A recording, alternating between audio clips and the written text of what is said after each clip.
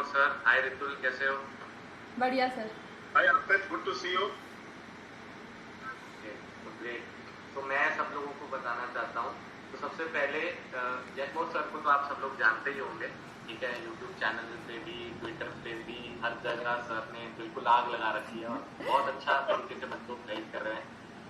और मैगजीन भी आप सब लोग आई होप पढ़ रहे होंगे सर की, जो सर के ऐप पे मिल जाएगी। दूसरी तरफ हमारे पास एक रिकमेंडेड कैंडिडेट है। तो मैं रितुल चाहता हूँ कि आप बच्चों को बताएं कि आप कौन सी एंट्री से, कौन से बोर्ड से रिकमेंड हुए हैं नेशनल डिफेंस अकेडमी के लिए। Okay, sir. I'm Ritul Duhal. I got recommended for NDA entry. The board which I got recommended was 4A FSB Varanasi, and the batch was NDA 148. Okay. तो रितुल, आपने जब form डाला था उस समय आपने फ्लाइंग ब्रांच डाली थी या ग्राउंड ड्यूटी पे थे? सर, फ्लाइंग मतलब मेरे तो जैसे पावर है, स्पेक्स लगाती हूँ मैं, तो मैंने ग्राउंड ही डाली थी। Okay, great. तो रितुल, स्टार्टिंग से स्टार्ट करते हैं एक बार।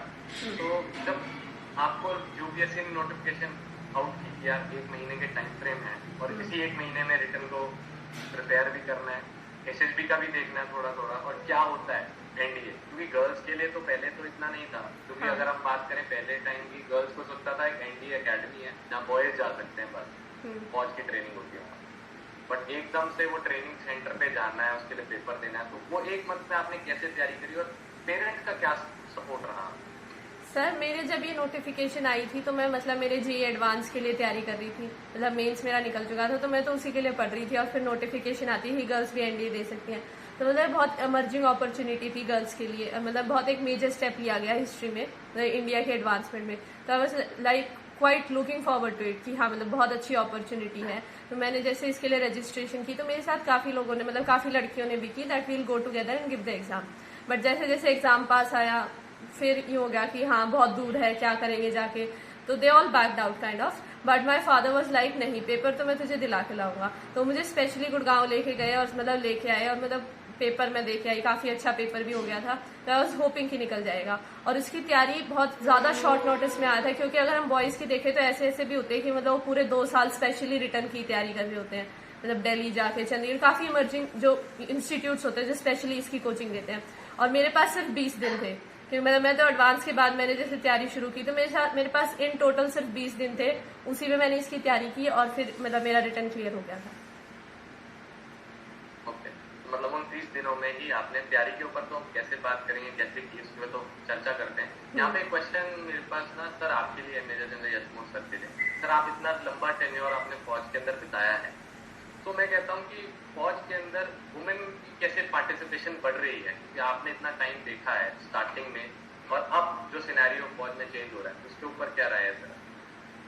बिना अर्पित बहुत चेंज हो गया फौज का नजरिया। सबसे पहले जवानों का नजरिया चेंज हो गया, क्योंकि हमें क्या लग रहा था जवान एक्सेप्ट नहीं करेंगे, क्योंकि औरतें जवान के तौर पे नहीं आ रही। अभी मिलिट्री पुलिस में ली है 50-60 लड़कियां, otherwise they come only as officers.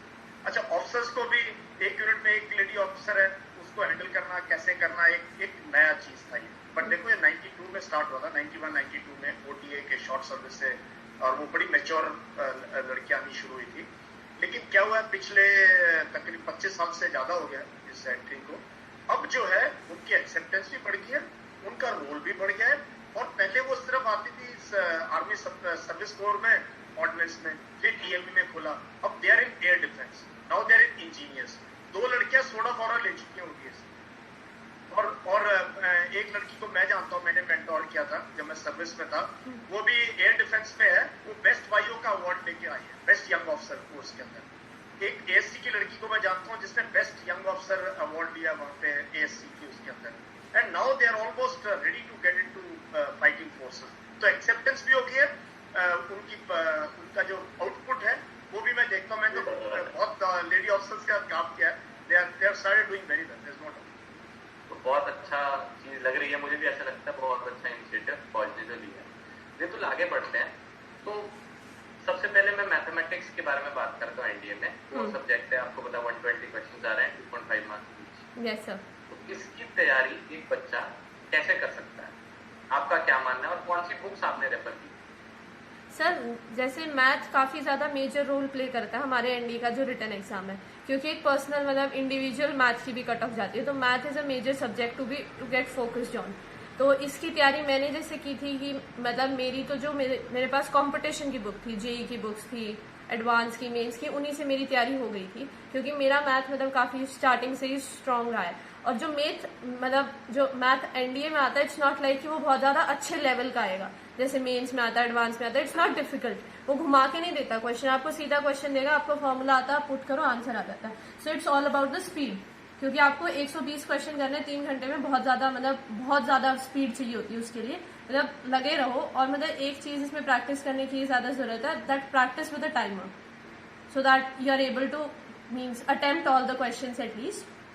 That's the main thing I would say, क्योंकि ऐसा मतलब उसमें बेसिक क्वेश्चन भी आते हैं, लाइक मीन निकाल दो, मीडियन निकाल दो, मतलब जो बेसिक 10th 12th के पूरे फॉर्मूलाज भी अगर आप पढ़ के जाते हो तो आराम से हो जाता है उसका जो एनडीए का मैथ्स था। Okay, and what about GAT? चलो मैथमेटिक्स तो आप जेई की तैयारी कर लेते हैं। एक मिनट अर्पित, इससे पूछो इसने 120 में से कितने सवाल किए? हाँ, 120 में कितने? सर आई अटेम्प्टेड 117, मतलब 117 पूरे बिल्कुल हाथ से कि ये आंसर आता, मतलब ये तो हाथ से निकल गया, कॉपी पे आंसर लिखा हुआ है, और वो 3 भी बस टाइम मतलब आते थे, वो टाइम निकल गया, वरना वो 3 भी कराते। मैं बिल्कुल यार मन की तैयारी हो गई है।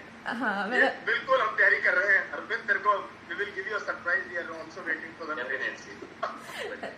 यस। और जीएटी की बात करते हैं, मैथ्स में तो 117 यार बहुत ज्यादा अच्छा है, टू बी ऑनेस्ट। हाँ, यस सर। उसके बाद जीएटी, अब हमारे पास मेजर पोर्शन अगेन इंग्लिश का आ जाता है, तो you need to have a good hand on your vocabulary. Means उस पर मेन तो ये रहता है कि आप जितनी ज्यादा रीडिंग करो उतना ज्यादा अच्छा रहता है। मेनली न्यूज़पेपर पढ़ो, आपकी जीके भी साथ साथ स्ट्रॉन्ग हो रही है और इंग्लिश तो बढ़ ही रही है।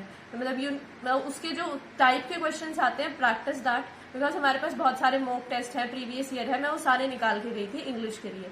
और मैं आईसीएसई बोर्ड से हूँ, तो इंग्लिश कोर मेरा काफी ठीक रहा है, and I am a debater also, तो इंग्लिश में उनसे ज्यादा दिक्कत नहीं आई। और बाकी जितने सब्जेक्ट्स बच गए वो सारे मैं 10th एनसीईआरटी लेवल तक के करके गई थी। लाइक माई 10th बुक्स मतलब मैंने उठाई, और मतलब उसमें से मैंने एक थोरो रीडिंग ली थी वो 20 दिनों में कि हाँ, और उससे मेरा काफी सही अटेम्प्ट हो गया था वो पेपर में, बाकी जितने सब्जेक्ट्स आते हैं। वो साइंस तो वैसे ही 10th स्टैंडर्ड हाँ, में साइंस जेई की तैयारी कर रहा था, उसमें तो ऐसा हाँ। कोई दिक्कत नहीं होती। वही बात है, एनडीए का पेपर टफ नहीं आता, मतलब इट्स लाइक कि सारे स्ट्रीम के बच्चे आराम से अटेम्प्ट कर सकते हैं। जैसे आपका रिजल्ट आया, तो रिजल्ट आपने पेरेंट्स को बताया होगा, आपका रोल नंबर आया होगा उसके अंदर। Yes sir. तो वो क्या रिएक्शन था पेरेंट्स का? सर मतलब काफी खुश थे वो, क्योंकि मतलब पेपर निकाल दिया, बहुत बड़ी बात थी, but they were quite confident कि पेपर इसका निकल जाएगा।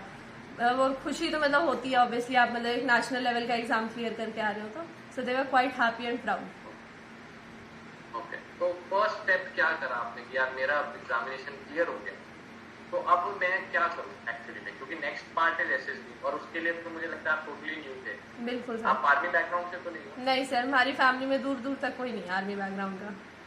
तो वही सबसे important factor is your SSB ना।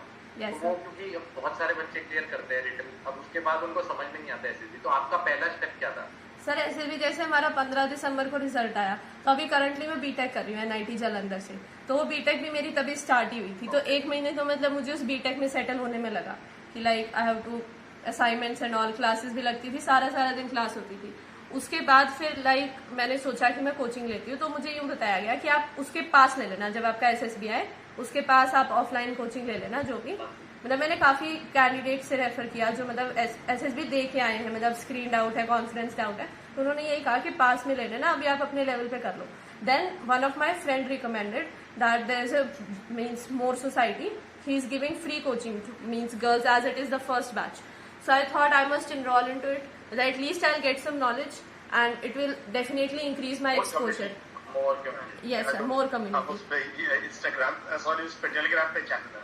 Yes sir, so I enrolled into it and फिर उसके बाद जैसे इनिशियल लेवल पे टेस्टिंग हुई, फिर वहाँ पे इन्होंने टॉप 10 लड़कियां निकाली, फिर उसके बाद जैसे मैं जितना कहूँगी। ऋतु बात कर रही है मोर कम्युनिटी की, वो फर्जी कम्युनिटी है। Yes sir,